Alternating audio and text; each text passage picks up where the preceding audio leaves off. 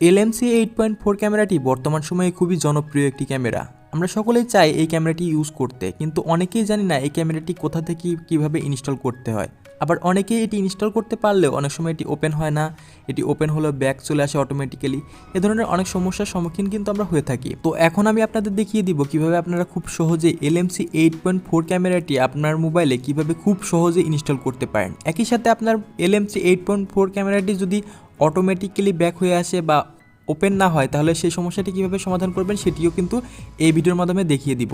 তো প্রথমে আমি আপনাদের দেখিয়ে দিব কিভাবে আপনারা খুব সহজেই LMC 8.4 ক্যামেরাটি ইনস্টল করতে পারেন। তো এর জন্য যে কাজটি করবেন, আপনারা সরাসরি গুগল ক্রোম সফটওয়্যারটি ওপেন করবেন অথবা যে কোনো একটি ব্রাউজার আপনারা ওপেন করবেন। তো আমি গুগল ক্রোম ব্রাউজারটি এখান থেকে ওপেন করছি।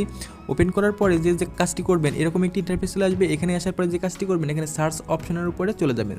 দেখতে পাচ্ছেন এখানে সার্চ অপশন, এখানে সার্চ অপশনের উপরে গিয়ে লিখবেন LMC 8.4।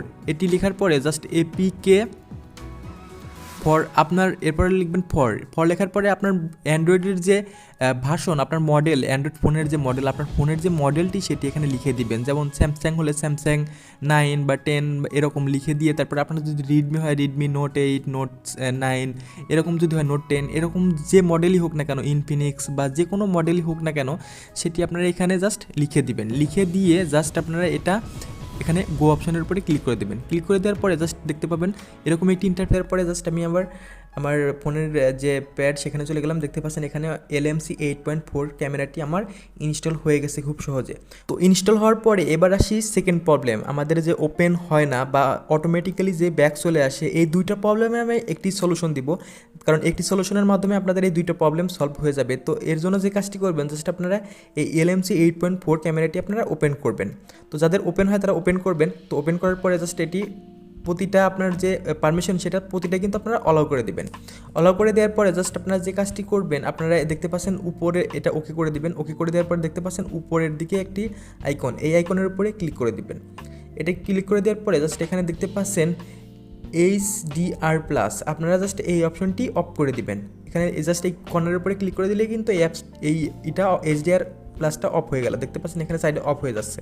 তো যাদের অটো ব্যাক চলে আসে তারা এই অপশনটি অফ করে দেওয়ার পরে আশা করি প্রবলেমটি সলভ হয়ে যাবে। আর আপনাদের যাদের ওপেন হয় না তারা যে কাজটি করবেন, আপনারা আপনাদের ফোনটি প্রথমে রিসেট করে নেবেন। রিসেট করে নেওয়ার পরে আপনাদের ফোনের যে ভার্সন আছে সেটি আপডেট করে নেবেন।